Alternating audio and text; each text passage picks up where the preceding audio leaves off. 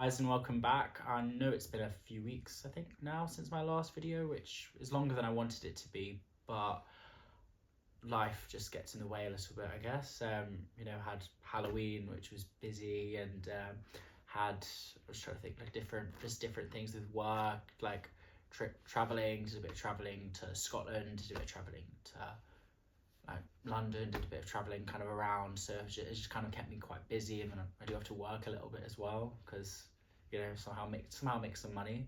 So yeah, just basically things got a bit mad, so I've left it a bit longer than I wanted to for my next video, but I'm filming it now, so that's the main thing, I guess. Yeah, I've had a fun day today. Well, funish. Like, it's been a bit hectic, but I had some headshots this morning, so that was interesting because I needed some new acting headshots. So yeah, that was good. Had a good time. So I've only seen a couple of the pictures so far because I think he's sending the rest through properly soon. But the ones I've seen, I think I look like good and actory, and so I guess that's always a good thing.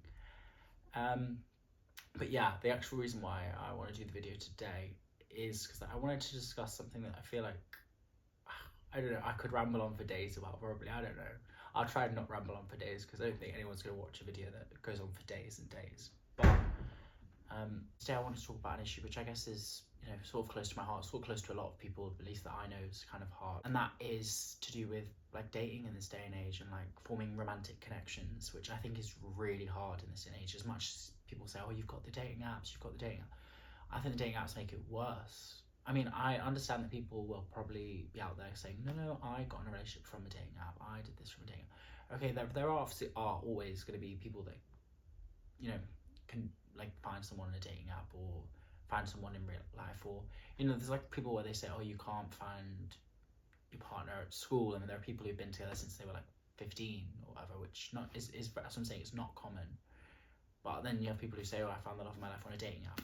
There are obviously there are always the one or the two in these experiences. But at least from my perspective and from talking to friends of mine and stuff, I'd say the apps aren't really doing much. To an extent, I might even say it's kind of impossible. It's not, I hate the word impossible, but to an extent, I would probably say it's difficult in this day and age. It's really hard to like find someone, at least with a genuine connection, because I feel like a lot of these apps are just kind of built for gratification. Like even when I used Tinder, I found it was very much for gratification to know, because it's pictures, obviously, where you swipe left and right. So you look at my picture, you think I'm fit because you've swiped or something. You can try to have meaningful interactions. They never come up very meaningful in the end. The conversations are very bland, but that's because online, like, I don't think you can have conversations of substance that much over message, in my opinion. I mean, certain people click more of a message rather than in real life and stuff like that, but I find that I'm definitely more of a real life kind of person, and when I feel a connection to someone, it's not usually through the phone. It's usually more to do with how their energy is and, how our energy is together. And I think there's the fact that I'm queer, which makes it obviously a lot harder to date online. Like, it makes it more difficult than heterosexual instances, which is more commonly when I've heard people going, oh yeah, that is worked out because of that. Like, so I think obviously, like, especially looking for relationships guy on guy online it seems to be a lot of conversations based on, obviously, straight away appearance, because what else is there online but pictures? So of course appearance is a big factor, which I know it's a factor in real life, because you see someone and you're like, oh, they're fit, or like, I fancy them, I need to speak to them. Obviously it's a factor in life, like fancying someone. But I also think, like, there is, there's more, because you talk to people in general in everyday life. You just talk to people that necessarily don't straight away appearance wise find fit, but then you talk to them and you're like, oh, something about your energy. And I find that it leads a lot to conversations, more sexually based, which, sex is a big part of relationships and dating and romance, all that stuff. It's a big part, but it's not the only part. And if you're going to establish a strong relationship, it can't just be, oh, I want to sext you, I want to sleep with you right now. Like, it can't just be that. How are you supposed to find someone if it's just, you just want to see a picture of my torso? Like, am I not more than a picture of a torso? So obviously, everyone is more than just a piece of meat. I'm more than a piece of meat, and anyone watching, you are more than a piece of meat. But it's hard sometimes to, not see yourself as more than a piece of meat. But yeah, I think even social media, like just in general, technology is a hindrance in a lot of ways to dating, because there's, oh, you're linked up with your ex still on Instagram, or you're linked up with, you've still got all these people that you've spoken to before on Snapchat who are seeing your stories that you, what was it? Yeah, I read the other day, and it was basically just saying, like, in the 80s or something like that, when a connection ended with someone, a connection ended. Whereas now, thanks to the power of online, whether like connections that you've physically ended, like you've said, were over, they've not really ended because you're still linked to them somehow online. You're still able to stalk and see, oh, what are they up to, or they can see what you're up to, and it's like never breaking apart that link between the both of you, which, yeah, I think is a bit, it makes it a lot harder for people to trust, move on, let go, all that kind of stuff. How can you commit fully to someone else if you're still checking what your ex is up to, if they're seeing someone? Like, you can't. I guess this kind of draws into a more specifically me related subtopic, is with guys, going to gay clubs and stuff like that. It's all very unserious. It's all in the physical world. I mean, like, it's all very unserious, because I still feel there's very much that hookup culture. That hookup culture is very strong still now. Like, it's still very, very prominent, which I understood a lot. Obviously, I guess in the gay clubs back in the day, you couldn't be gay outside, and then finally there was this room full of men who were all wanting men, and you will be able to do that in the private space, like kiss, have fun, which I get, and I'm fully an advocate for having fun in general. Like, not everything has to be serious all the time. Like, to just have a little, maybe a dance, a little kiss at the end of the night or whatever, that's fine. Like, that is fine. Like, I've done it, my friends have done it, people have, we've all done it, but it feels like that's all that's there sometimes. Like, it feels like you kind of, similar to online, it feels like you walk in a bit like a piece of meat, see if who's gonna, choose you tonight, or, I guess vice versa, who are you gonna choose? Like, not real special, it's just like a sort of, let's pretend for a couple hours. I've had that a few times where it's been like, let's pretend we're boyfriends for a couple of hours, and then I'll never see you again or speak to you, or maybe you'll like my Instagram photo, but that's about all. If someone is okay with that, and that's all they want, then that's fine. I'm not judging anyone for what they feel they want.